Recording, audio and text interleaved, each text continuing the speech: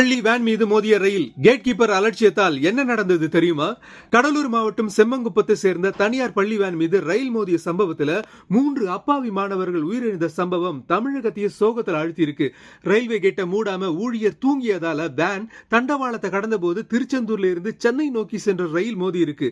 Gate கீப்பரோட அலட்சியத்தால 3 மாணவர்கள் இந்த விபத்துல பரிதாபமா உயிரிழந்திருக்காங்க. இந்த கோர விபத்து பத்தி SP ஜெயக்குமார் நேர்ல ஆய்வு செய்த பிறகு செய்தியாளர்கள்கிட்ட பேசினாரு.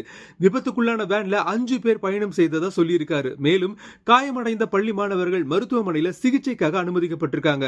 மாணவர்களுடைய பெற்றோர்கள் மருத்துவமனை நோக்கி படையெடுக்கிறதால பரபரப்பான சூழ்நிலை ஏற்பட்டிருக்கு. இன்னொரு பக்கம் ரயில்வே கேட்டை கேட் கீப்பர் மூட முயற்சி செய்த போது வேன் டிரைவர் வம்படியா நுழைய முயற்சி செய்ததாகவும் அதனால ஏற்பட்ட தகராறு காரணமா தான் வேன் உள்ளே நுழைந்து விபத்துல சிக்கியதாகவும் கூறப்படுது. இதுக்கு காரணம் ரயில்வே கேட் கீப்பர்னு நினைச்சு சிலர் அவரை சராமரியா தாக்கியிருக்காங்க.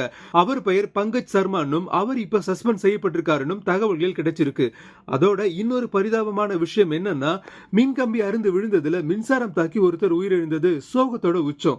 உயிரிழந்த மாணவர்களோட குடும்பத்துக்கு 5 லட்சம் ரூபாயும், பலத்த காயமடைந்த மாணவர்களோட குடும்பத்துக்கு 2.5 லட்சமும், காயமடைந்த மாணவர்களோட குடும்பத்துக்கு 50,000 நிவாரண தொகையை ரயில்வே நிர்வாகம் அறிவிச்சிருக்கு.